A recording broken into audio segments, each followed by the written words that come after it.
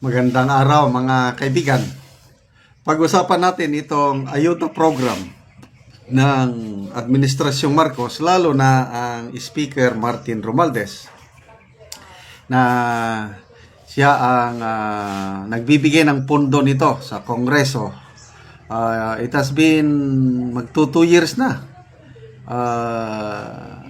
Tuloy-tuloy ang ayuda. Nagsimula, lalo na yung AKAP, 2024, 2025.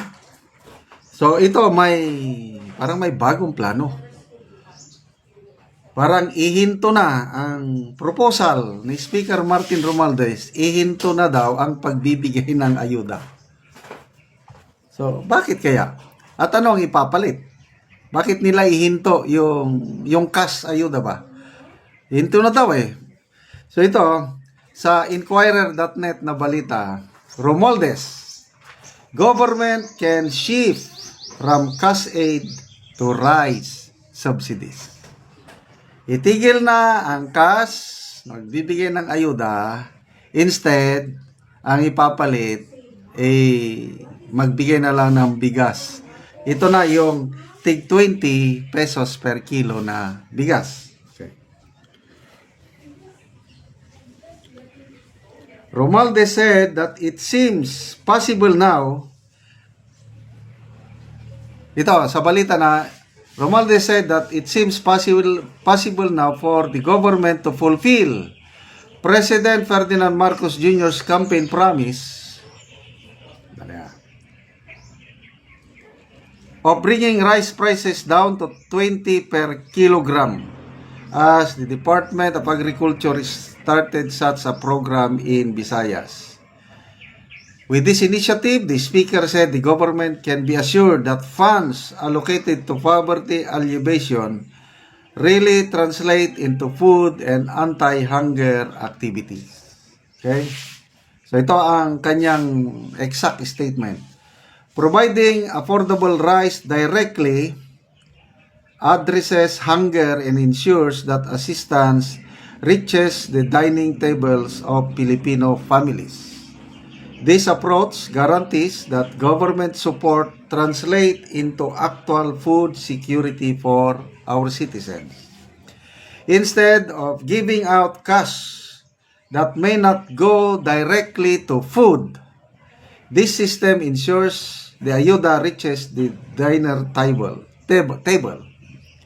Mas mainam kung bigas ang mismong naipamimigay, nakakabusog, nakakatulong at tiyak ang patutunguhan. Wow! Galing! So, more than 2 years na. Bigay ng bigay. Cash. How many billions? Hindi na mabilang. Anong resulta? Mababa pa rin ang ratings. Sino ba yung nag-post na parang sasayad na daw sa sasayad na daw sa lupa ang ratings ng Speaker of the House, of course, including the President. Mababa pa rin. Dahil ayuda ng ayuda. Pag political rally nila, nakakaipon lang sila ng tao kung may promise na ayuda. Alam, kung wala ng ayuda, I don't know kung may maipon silang tao. So, ayun. Bigay ng bigay. Ang mga tao naman, tanggap ng tanggap. Maro na. Wais na ang mga tao ngayon. Pag may ayuda, why not? Example, may mga kaibigan ako, taga Luzon. Katanggap ng 2,000 pesos na ayuda galing sa gobyerno. Tinanggap din. Kaya lang, tanong ko sa kanila, ano kayo, Duterte, Marcos, Romualdez? Duterte kami. Kahit nakatanggap ng ayuda, Duterte pa rin sila. Kasi, alam nila kung sino yung may totoong pusong malasakit na tumutulong sa taong bayan. So, naisip nila na hindi epektibo ang ayuda, okay, that's good. At pupundahan na lang, nag-promise ang speaker na by 2026, magpro-provide sila ng pondo para dito sa 20 pesos per kilong bigas. Basahan ko ha. So ito, nung pandemic, nangyari ito. Nagbigay ng cash. Kasi pandemic eh. Yun, isinugal lang. May mga nahuling mga nabigyan ng ayuda dahil isinugal lang yung ayuda. So, ganito rin ito.